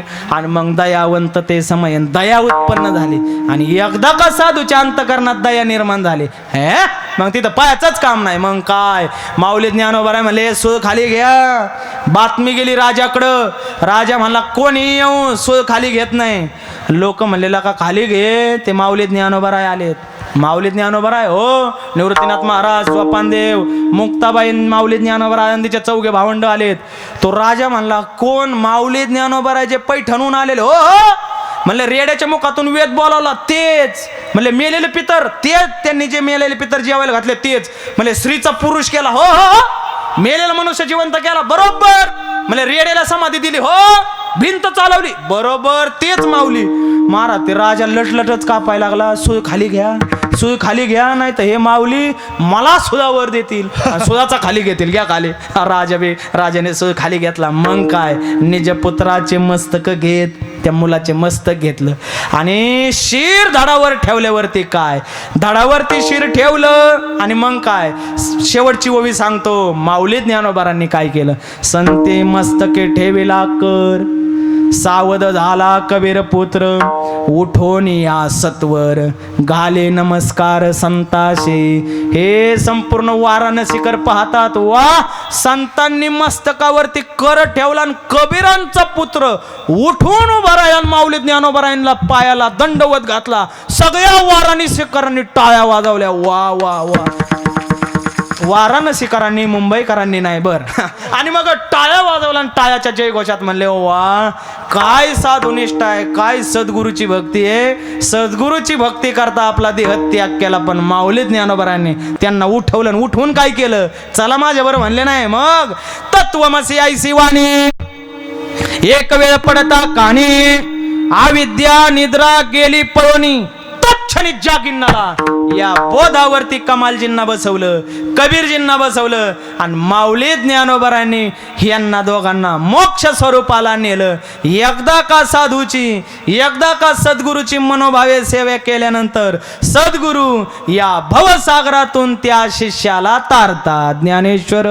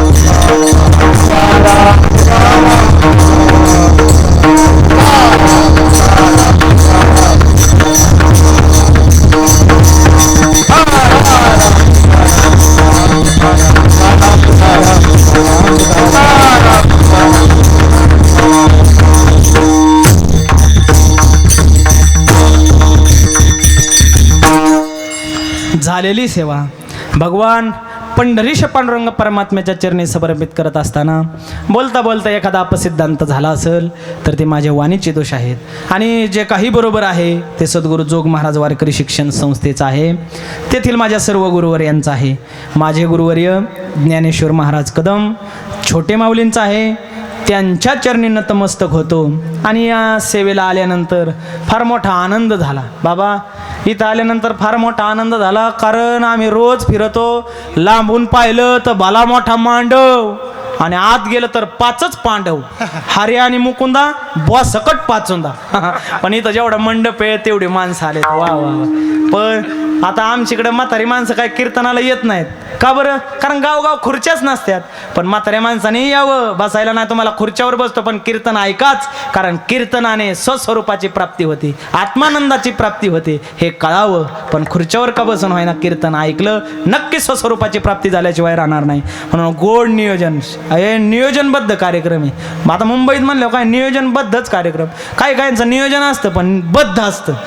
हे नियोजनबद्ध कार्यक्रम गोड, खूप माईक सिस्टीम गोड, टाळकरी गोड, बसणारे गोड, ऐकणारे गोड, सांगणारे अति गोड. हां हां हां, मावशी म्हणले अति गोड, मी काय म्हणलो नाही. ऐका तर झालेली सेवा या ठिकाणी आमचे राठोड महाराज, हरिश्चंद्र दादा फलके, आमचे गांडा महाराज, विनेकरी बाबा, आम्ही यांना तात्या म्हणतो, बंडा तात्या. बघा ना, बंडा तात्यासारखंच दिसतात का नाही? नाही तुम्ही नका म्हणू, पण आम्हाला म्हणायचं ना तुम्हाला. गोड चैतरी आता 80 वर्षाचे हो, ते आम्हाला म्हातारं चालायला ऐकत ना, कोणाकोणच निघतोय महाराज पाय पाय. आम्हाला म्हणतो थांबा बाबा, आम्हाला येऊ द्या.